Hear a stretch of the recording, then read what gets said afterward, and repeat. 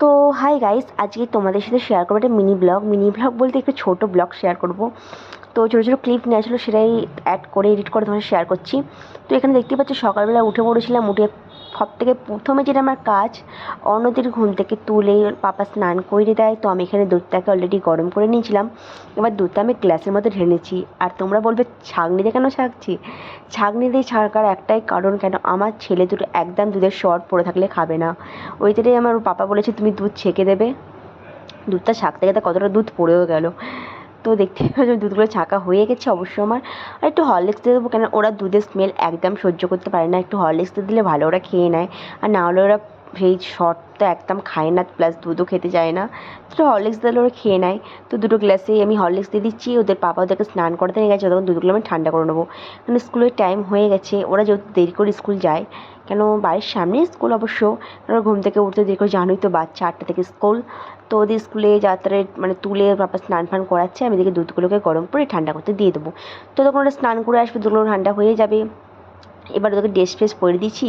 ওর পাপা ওদেরকে দুধ খাওয়াচ্ছে, তখন আমি এখানে বইগুলোকে ব্যাগে ঢুকিয়ে দেবো। তো যে যে সাবজেক্টের বইগুলো থাকবে আজকে স্কুলে, সেই প্লেটে বইগুলো আমি দিয়ে দেবো শিবুকে। কেন অন্য এখন রুটিন করে দেয়নি, তো শিবুর যেগুলো দিয়ে দিয়েছে আমি শিবুর তাড়িয়ে দিয়ে শিবুর বইগুলো ঢুকিয়ে দিচ্ছি। আর নতুন ক্লাসে যেহেতু উঠেছে, তারা দেখছি কত বই। বাচ্চাদের এত বই পড়া না হলে হয় বলো? বাচ্চারা খালি শিখবে কে দেখে এত বই?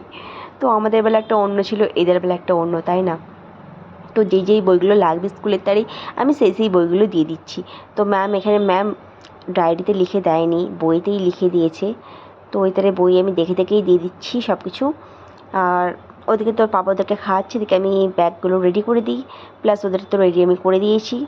আর এখানে আমি জলের বোতলটা দিয়ে দিচ্ছি, কেন শিবু জলের বোতল স্কুলে ফেলে চলে এসছে। ওই তারে অন্যটাই ছিল, আমি অন্যটাই দিয়েছিলাম। আর কোনো ছোটো জলের বোতল ছিল না যে আমি শিবুকে দেবো। তো শিবু আগে স্কুল চলে গেছিলো, এবার অন্য যাচ্ছে। সকালবেলা উঠে একটাই ওর কাজ হচ্ছে ফোন দেখা। খাওয়া দাওয়া বাদ দাও, একটু ফোন দেখি তারপর স্কুল যাবো। এখন স্কুলে থাকবে অনেকটা পর্যন্ত, এদারে একটু ফোনটা ও দেখে নিচ্ছিল। তো এখন স্কুল চলে যাচ্ছে, ওর পাপা দিয়ে আসছে। শিবু তো প্রথমেই চলে গেছিলো, আর অন্যকে ওর পাপা দিয়ে আসছে, কারণ রাস্তা পার হতে অন্য পারে না, ওই তার পাপা দিয়ে আসে। তো এখানে অন্য স্কুল চলে যাচ্ছে।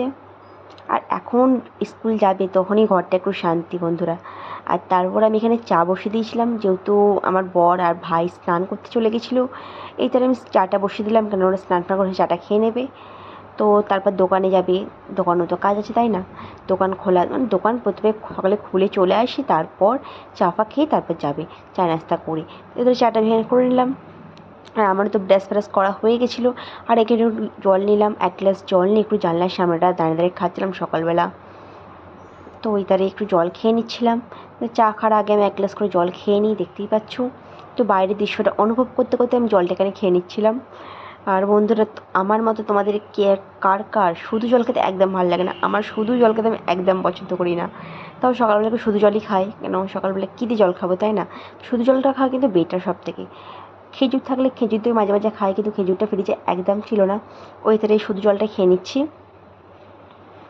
আর এখানে চা অলমোস্ট আমার হয়ে গেছে। 3 কাপ, 1 কাপ আমার, বরের ভাই না, আমার ভাইয়ের, সরি। তো এখানে চা হয়ে গেছিলো, চাটাকে আমি ট্রের মধ্যে নিয়ে গিয়ে এবার সকালে নাস্তাটা করে নেবো। সকালে 1 কাপ চা পেলে আর কি চাই, তাই না বন্ধুরা? চা হচ্ছে বাঙালিদের মাস্ট। বাঙালি কেন, আমার তো মনে হয় পুরো ভারতবর্ষ চা ছাড়া হয় না, তাই না? তো তাই সকালবেলা চাটা নিয়ে চলে গেলাম ঘরের মধ্যে। এবার সকালে চাটাকে এনজয় করব, সকালে চাটা খাবো। সকালে চা তো সবাই খাও, আমিও খাই। কিন্তু এখানে রাত্রে বিরিয়ানি রান্না করেছিলাম, সেটা রয়ে গেছিলো একটুখানি। আর সেটা আজকে আমার দুপুরের লাঞ্চ হয়ে যাবে। দুপুরে ভাত খাবো না, এই বিরিয়ানিটা লাঞ্চে খেয়ে নেবো দুপুরবেলা। ওইটার একটু গরম করে নিয়েছিলাম, বিরিয়ানিটা গরম করার পর রান্না আছে। রান্না খুবই সিম্পল রান্না করব।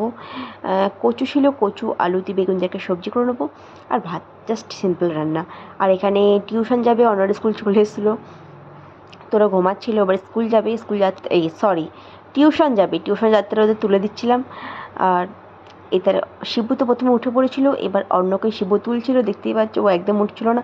আর বিকালবেলা 5টার সময় যেহেতু টিউশন যায়, একদম উঠতে চায় না, এই ঘুম থেকে উঠতে আমাদেরই ভালো লাগে না, আর বাচ্চারা তো এখানে অন্য রাত্রিবেলা। এবার সন্ধেবেলা হয়ে গেছিলো, এবার টিউশনের স্কুলের হোমওয়ার্কগুলো করেছে। তো বন্ধুরা, একটু ছেলেদেরকে নিয়ে পড়াতে বসেছি, দেখতেই পাচ্ছ।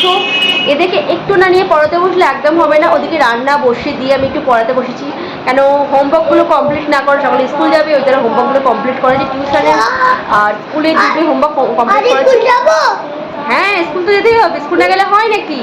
তো বলছি ও স্কুল যাবো, বলছি হ্যাঁ আর বন্ধুরা তোমাদের কার কার বাচ্চারা এরকম পড়ে স্কুল যাওয়ার সময়? আমার বাচ্চা তো খুবই স্কুলটা একদম যায় না, তবু এখন থেকে না শেখালে কিছুই হবে না। আমরা বাবা মা আমাদেরকে সব কিছু গাইড করতে হবে।